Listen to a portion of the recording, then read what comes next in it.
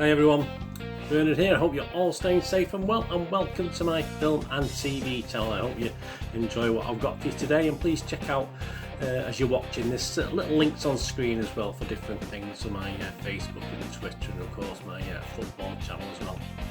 And please, all your comments are very welcome. Just let us know and push that subscribe button. Don't forget, please push the subscribe button. Make sure your notification set to public as well if you want to know when these vlogs are coming out. Push that notification button as well. So anyway, please enjoy.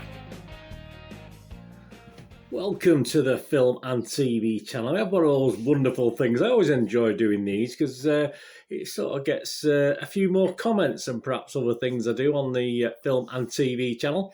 And of course, it's a BBC drama, a 4-episode BBC drama. And this is entitled Ridley Road. Yes, premiered on BBC One on the 3rd of October 2021. Well, episode 1 did. It's weekly, so there's another 3 weeks to go as I'm recording this on the 6th of October. But you can watch it on iPlayer. You can do what I did and binge watch it. I'll let you know if that's better to binge watch or not later on. But yeah, so you can. I've managed to watch all 4 episodes obviously over the course of an afternoon. So I can give you my little feelings on it. As I said, I love the BBC dramas because you get a lot of comments, and because of BBC push it, don't they? They push it as far as they can push these sort of things. They usually base it on a true story, which is what this is. But obviously they're going to make a lot of dramatic license as well, so it's going to upset some people, especially when it's a political thing, which Ridley Road is. Yeah, it was adapted by Sarah Soleimani from the 2014 novel of the same name by Joe Bloom. It stars the main characters. You got Agnes O'Casey, who plays Vivian Epstein. You got Tom Very as Jack Morris. Rory Kinnear as Colin Jordan. They're the 3 main guys, really. We've also got people like Eddie Mars and Tracy Ann Oberman, Danny Sykes. Lots of familiar British actors that you'll see on this. It's about the early 60s. I think it's 1962, I think it is, when Vivian Epstein, played, of course, as I said, by Agnes O'Casey. Yeah, she doesn't do a bad job.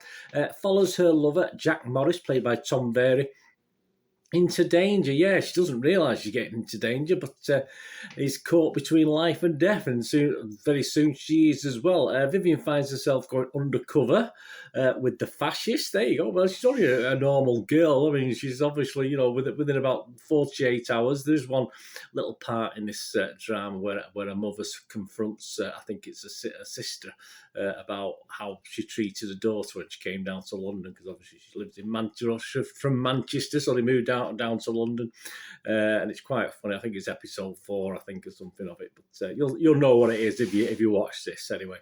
And of course, she goes undercover with the Fascists and their leader Colin Jordan, as we said, played by Mr. What was it? Mr. Kinnear, Rory Bremner then. Rory Kinnear obviously does a pretty good job as Colin Jordan, to be honest with you, although I don't know the guy personally, but obviously even in the images I've seen of the real Colin Jordan, he's not bad look-alike, if you know what I mean. So obviously she goes undercover for the sake, not just for her lover Jack, but obviously for the sake of her country as well. These little scores, it's only Internet Movie Database, got no real critics. We have a look at DVD Fever, but obviously he's only watched 1 episode, so I'm not going to take too much notice of that, although he wasn't impressed. And you know me, I look at Dom Robinson at DVD Fever. He's very hard to please, and he certainly wasn't pleased with episode 1, and that's all he bothered to watch. So we'll leave that. But we've got some Internet Movie Database scores, which is Joe Public, you and me. I assume some people have binge watched it, but reading the reviews, some people just watched 1 episode. 259 reviews have been left. And of that, 202, this is all as at 3 p.m, 6th of October 2021, of that 259, 202 scored it 6 or more out of 10, so that's pretty healthy. That's a 78% of the total people who bothered to leave a review. They're very early doors, it's only a couple of days old from the very first episode showing, so that is a very early score, but still a very positive score. Just 57 people scored it 5 or less, so The majority of the British public like this. Right, so let's have a look. Let me just say we've got no more critics to talk about, so let me just come up with what I think about this. I mean, there's some great links, actually. There's some nice original footage, colour footage, which they put a little board around it, so it's not the actual drama. The actual drama itself is actual footage of street scenes, etc., mixed in with the actual footage for the drama as well. So that's a nice little touch. That is a positive in this. And of course, I mean, there's already people saying, "Oh, this pill wasn't available 3 or 4 years after this, or this hat that a lady was wearing didn't come into fashion for another 4 or 5 years." So you're going to get all that. I don't bother too much about it, as long as they're not wearing Rolex, 2010 Rolex watches or so. I'm not really bothered about little things being slightly out askew. I know some people like it to be perfect, but at the end of the day, there's always going to be these little faults. I mean, there's cars and stuff in it, so I assume most of the cars were of the time and stuff like that. It's BBC, they have a go, but sometimes they'll cut corners because obviously they don't always have the biggest budgets, do they? So, as I said, it doesn't really bother me. If you're going to start watching a drama and start thinking, "Oh, that's not right and that's not right," I'm not really sure. I watch a drama to be entertained, to have an interest in it. I don't really watch it to quibble over a hair fashion or somewhat a hat. I mean, but hey, there you go. Doesn't really bother me one iota. But if it does, then don't bother, because there probably are more discrepancies that no one's found yet. Overall, there was a nice feel of the 60s as well. So the actual drama itself is some great scenes. I'm not too sure where it was set. A bit of it looked like Manchester to me. I'm not sure if it was a couple of the things, but obviously it did look a good 60s feel generally. But this is a political movie, of course. It's about the fascist movement. It's about this guy in charge. What was his name again? Colin Jordan. Yeah, the leader of this group. So it is a political movie. It is a political drama movie, if you like. 4 hours, just under 4 hours, so it's long enough. So we're gonna get some quibbles, aren't we, from various people. Obviously, when I look through, there's literally about 6 public reviews been left by the public on Internet Movie Database, and I think half of them are making a questioning the drama's political motives, either good or bad. So, I mean, I don't really take much notice of that. As I say, I watch a drama, and if I want to find out about the real Colin Jordan and this movement, which I have already done, I've gone on to Wikipedia, had a quick look through. Not something I want to delve deeper into, but I just found out a little bit more myself, and I think and why not? And I hope perhaps you do as well when you watch something like this. Go and find out the facts about it. Don't be brainwashed or believe what you see on screen, because, as I said, it's all dramatic license just to make it a bit more entertaining. So I've done that anyway. I've looked at it, as I said. So the politics doesn't really bother me that much. So obviously the errors in I mean, what does bother me? Well, what doesn't bother me is an interesting storyline and characters I can invest in. That's the thing. And the acting was okay. Acting was okay-ish. I wouldn't say it was fantastic. I think the best out of this was, of course, Kinnear himself playing Colin Jordan. I thought he did a really good job. But overall, I thought the acting and the staging of it and the sets, it did have that sort of cheap BBC feel to it, where they're limited to a budget. They're probably giving all the managers loads of money and not paying much for all the little sets and stuff. That's obviously that's how the BBC work, whether rightly or wrongly, isn't it?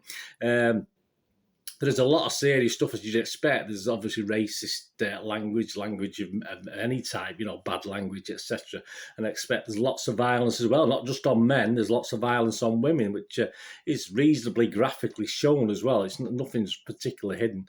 And yeah, it all seemed to lack a little bit of reality. I couldn't take it serious. I mean, in a sort of way, it was a bit comedic, which it's a shame, because it shouldn't be comedic. It's a very serious subject, very serious matters happening on screen, but it all seemed a little bit comedic feel to me, which is a little bit disappointing.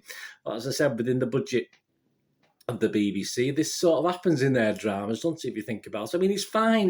I mean, I'm a big fan of Doctor Who. I've not been overly impressed with it over the last 3 or 4 years, perhaps, but I can take that sort of cheap feel, if you like, with Doctor Who. We're used to it with the BBC, but I think when it tackles a serious subject like this, which is what it is, obviously yeah, there's probably is a comical element to it, if you like. I mean, these guys dressing up and supporting Hitler and believing in the doing the speeches that he would have done and stuff like that. I mean, obviously people would think there's that sort of element to it, but it doesn't quite work in this. To say it needs to be a little bit more toned down and serious, and it doesn't sort of fit with the style of the drama, unfortunately. But there's always a but, isn't there? I mean, despite this negativity, I mean, I've not said anything really that good yet, apart from the 60s feel to it. I did sort of like it. I thought it was okay. I kept watching it. I wasn't sort of bored watching it. I quite liked it. It could have been done far more professionally, far better, but and convey a little bit more realism that it did. But as a one-off series, it was fine. It was okay, but it's not really a 9 p.m. peak time watch for me. It's not really one of those things you should have. It's more a afternoon drama with a cup of coffee and a biscuit, which, let's face it, it should be, really, should it, for this subject matter? But that's the feel I got from this, which is a little disappointing. But as I say, it was okay. I thought it was fine. There are a few 10 out of 10s on the reviews, obviously put out there by people connected with the programme, I assume, because there's no way on earth is this a 10 out of 10. But there are some 1 out of 10s, and it's not as bad as a 1 out of 10. As I said, if you allow for all the sort of flaws, which there's many flaws in this, then it's not a 1 out of 10. But as I said, as a little watch in the afternoon, and I did watch it in the afternoon. As I said, I don't think it did full credit to the seriousness of the subject matter. But if you watch it as an afternoon watch, just to watch it as a little I'm going to say fun drama, then it shouldn't be, should it? That's the whole point. But as I said, I did find it okay to watch, no problem. So I will give it my little 6 out of 10 watchable rating, which is sort of my minimum for anything to sort of recommend. But I can fully appreciate if some people are turned off by it, and I can fully appreciate some people. I can't fully appreciate some people getting excited and giving it 10 out of 10. To be honest, I think that's totally over the top. But yeah, I did promise you to binge or not. Yeah, I think this is great for a binge watch. I mean, if you're waiting for the weekly ones, fair enough. But I think if I'd have waited for the weekly ones, I might have got a little bit bored because I wasn't on the edge of my seat waiting for the next. But the cliffhanger didn't put me on the edge of the seat waiting for the next episode, so I would have got a bit bored. So I think to binge or not to binge, I think this is definitely a binge watch. Even if you say do a couple of episodes at a time, on just one night, and then another couple of episodes the other night, have a go at that. So I think on that basis, thank you BBC iPlayer for allowing me to do that. They don't always do it, and same with ITV, they don't always do it either. So there you go. Anyway, let me know what you think if you get to watch this. As I say, it's just it didn't have a 9 p.m. feel to me. It had more of a 2 p.m. in the afternoon feel, and a little bit undercooked as far as budget and extras and scenes, and the fights were okay, but they just looked a bit unreal at times. So there you go. Anyway, let me know what you think. Anyway, thanks for watching. Whatever you want to do the rest of the day, have a great one. Look after yourselves, look after your friends, look after your families. More importantly, let's all look after each other. With me here again on the Film and TV channel. Or if you like football, please check out my Manchester City channel, my Citizen channel. I do all things Manchester City, my football team. Have a look on there. But if not, if it's just films and TV, I do plenty of stuff on here. Stay with me until we meet again. All I ever ask is please stay safe, everyone. Thanks for watching. Bye for now.